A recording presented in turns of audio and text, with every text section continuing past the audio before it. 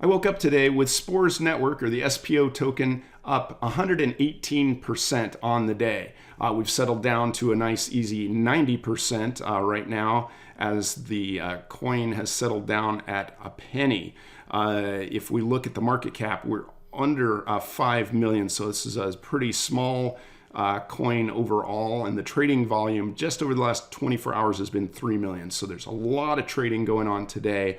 It actually came out in July, shot up to 10 cents, and has been depleted ever since. But we do have this spike up, and we do want to be careful because you can see that the volume back here on August, this spike is almost the same as the spike of today. So it's going to really determine and over the next few days, are we going to see the volume continue, or is this just whales pushing the coin up to make a quick profit? But let's look at the coin and see what they're actually doing. If we jump in and take a look at this page of the white paper, it gives us the Spores platform. So it's a decentralized finance for NFTs, an NFT marketplace, and an NFT portal. So they're going to allow for swapping, collateral lending, and farming of NFTs. And it's a marketplace to be able to auction, exchange, and pool your NFTs to actually earn the Spore SPO token. And you'll also be able to, of course, mint and manage NFTs there as well. What they're trying to do differently is they want to be allow people to use multiple underlying blockchains, so that you'll be able to use BSC, Ethereum, Cardano, Polkadot, or Solana, and be able to use cross-chain swapping with NFTs no matter what token that they're actually built on. So it'll be interesting to see if they can develop this. It's 2023 before they're actually going to have that piece of the puzzle developed, and we can look at their timeline. If we look down here at their roadmap, we can see that H1, rather than a quarter, it's first half of 2022. They're working on their mobile app and NFT and DeFi experiments, fiat payment solutions, and testing with Cardano. In the second half of 2022, they plan on integrating Cardano, getting DeFi applications for NFTs, NFT evaluation tools integration.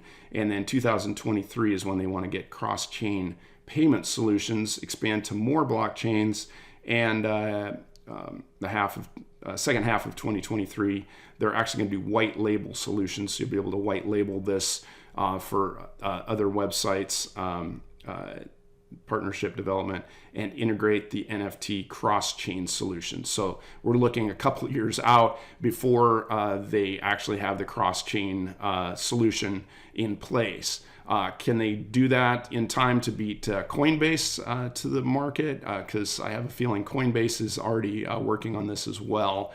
One of the things that might have spiked this initial takeoff in the coin is they've just introduced the Republic, the go-to destination for NFTs in the curated market space. They've got this cool museum space that they have built, and they've just released the first section of that. So if we look here, we can enter the museum retail space, and I believe they are actually going to sell parcels in the gallery, so you can curate your own exhibits within the museum. But if we go ahead and enter, we can use the mouse or the arrow keys to move around within the exhibit. And of course, the cool thing is we can click to go right to one of the pieces of artwork and take a look at that close up. If it's got visual changes like this, or if it's got audio, that can be built in as well. So the artist can actually give synopsis on what the piece is about as well. And then we can move around wherever else we want within the museum. Go take a look at a mutant ape, and you can scroll in and get closer up details of it. Right now, the gallery doesn't have a whole lot. It's basically this hallway, and we have an exhibit at the other end here with Todd Gray. So the Republic could be a really cool museum port as far as it goes.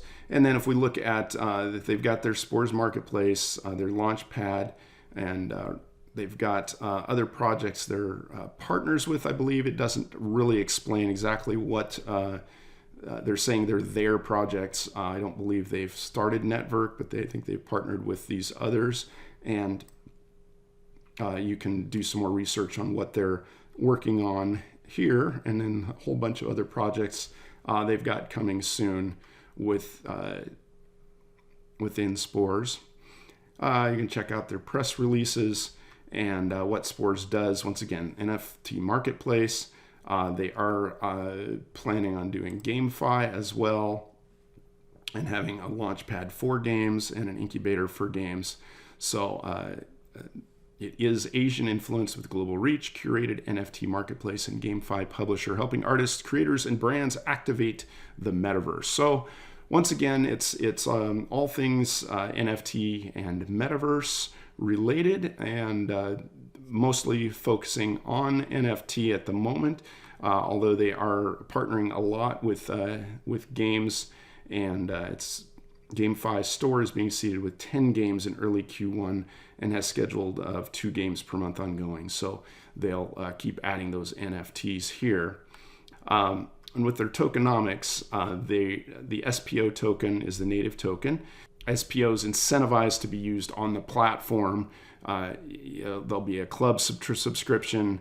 You'll get fee discounts on the platform if you're using Spores. There'll be minting incentives, DeFi incentives for liquidity pool mining, lending, and then it can be staked for voting and governance within the Spores network itself. The team does seem very solid and educated. They've got a big undertaking, but everything is doxed on who the team is. And you can look over some of their Medium articles. You can see they did their IDO on the 28th of July. So that's when things started off. And they do have a lot of partnership announcements coming up on Medium. So you might want to subscribe to that so you can see the different partnerships they've got coming up with Chain Guardians coming up on that. And Dino X Land NFT collection drop is postponed, but it looks like that's going to happen in the future. So that being said, about a week ago, I did a video on LooksRare, and I want to show you really quickly on that LooksRare is looking really solid. We're actually up 18% today on LooksRare. If we look at 14-day chart, you can see that we hit that bottom of $1.75, and it's been almost on an upward trend as the rest of the market's been on a downward trend. I did sell a bunch of my LooksRare that I had gotten, but I wanted to show that we're still getting 736% APR for staking. I did stake 400 of my Looks token, and I'm already up to 435 Looks tokens as it is compounding. And also I have collected 0.05 wrapped ETH, so $158 in other free money right there that I could buy another NFT with for free is the way I'm looking at it. So LooksRare is looking really solid. I've seen more NFTs getting placed on there. Keep an eye on LooksRare because as the market's been falling, LooksRare has been really solid and growing over time.